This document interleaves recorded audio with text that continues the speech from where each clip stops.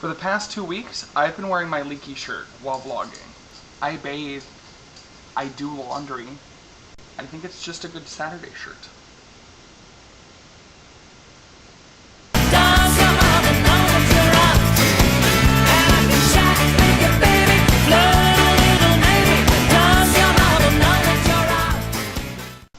Hi, and welcome to Saturday at Confessions at Room 3428. I actually have a special challenge from my friend Colin. Let's see if you guys can figure it out, because it's not a question or anything.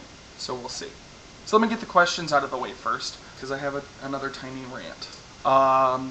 Lisa, what will I bring with me to LeakyCon? I think it's a given, like Jay Peterson said and Loquacious Kook seconded, that I'll be there with my laptop. I also think it's a given that I'll be there with my iPhone. But one thing I know I need to bring, absolutely have to bring, this little puppy right here. This is what I will be bringing to LeakyCon. This is the shot glass Addie left in 3428 when we first met. Somehow it made its way into my bag, and now, almost 2 years later, is that right? Yeah, it'll be almost 2 years later, she'll be getting it back. So this is what I'm bringing to LeakyCon. My Frak doodle, I'm kind of torn. There's very few beverages.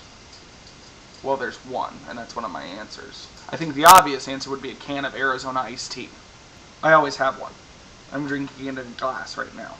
I think I'm always drinking it when I'm vlogging. I also think it might be a pack of caramel Turkish Silvers, but people might get mad at that, and I don't think Frak would draw that. Good for him, too, because, you know, it's terrible that I smoke as it is. Other than that, I think it'd be like a Cosmo, a martini. My mini rant. Colin and I had a movie mania today. We were going to go see Milk and Doubt and Frost Nixon, but we only ended up seeing Milk and Doubt. I would greatly appreciate it that if any gay man under 30 that's watching this hasn't seen it, go see it. Ever since I came out at 15, I've been very adamant about being aware of gay politics and gay history, even if I wasn't actually an activist myself, because I consider myself a part of that culture, of the gay culture, and I think anytime you can identify with an individual culture, you should learn about it and learn where you stand in it.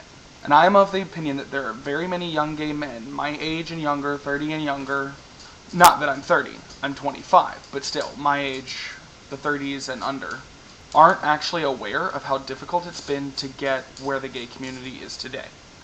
Now, I know we don't delve too far into personal lives on here, but it was kind of difficult for me growing up as a gay guy in Texas. Not as difficult as I know it is for some people, but it was rough, and I didn't really identify with a familial culture. I don't really greatly identify with my heritage, my German Cajun heritage, but I definitely directly identify with the gay culture and what I've created as my heritage there. And I think a lot of young gay men take for advantage the things that have had to happen that we could not have the liberties that we do have today without. In Milk, the big issue is Prop 6. Proposition 6. What's the one that just passed? Prop 8. They're not recycling numbers. That's how many there have been. 6, something else, I don't know what Prop 7 was, and then Prop 8. We're not that far removed from what happened in the early 80s. Early 80s. It's not like it's ancient history. Early 80s, late 70s, that Harvey Milk was shot and was campaigning all throughout the 70s for gay rights, for equal rights. And I identify it, and I commiserate, and was crying, bawling my eyes out throughout the movie, because Harvey Milk recognized that equal rights for gays was a national problem, and not one just local to San Francisco. He started local, but it was a national problem. If a law was being passed or repealed that would hurt gay rights, he held rallies and protests beforehand, not after, beforehand, to raise awareness. He was proactive rather than reactive. So, it is my personal wish, because I've come across a lot of very uneducated, very self-indulgent gay men that don't understand what had to happen in order for Will and Grace to be on the air, in order for people to be able to come out and be elected into office as homosexuals, and for movies like Brokeback Mountain and Milk to be able to be made and not be considered deviant or rated NC-17 or adult pornography or anything like that. There's been a fight for gay rights, And I think that every gay man my age and younger, 30 and younger, 40 and younger, that didn't live during that wasn't aware of it while it was going on, needs to be aware of it. Pick up a book, see the movie, see the documentaries that have been made about the Stonewall riots, learn your culture, and learn what had to happen and keep it going. Because to be perfectly honest, in a very cut and dry way, our society now is no different than what Milk was fighting against. At all. No different at all. There are more liberties, and you've got him to thank for it. We've been able to stretch our legs a bit, but there is still some constriction, and Prop 8 is proof.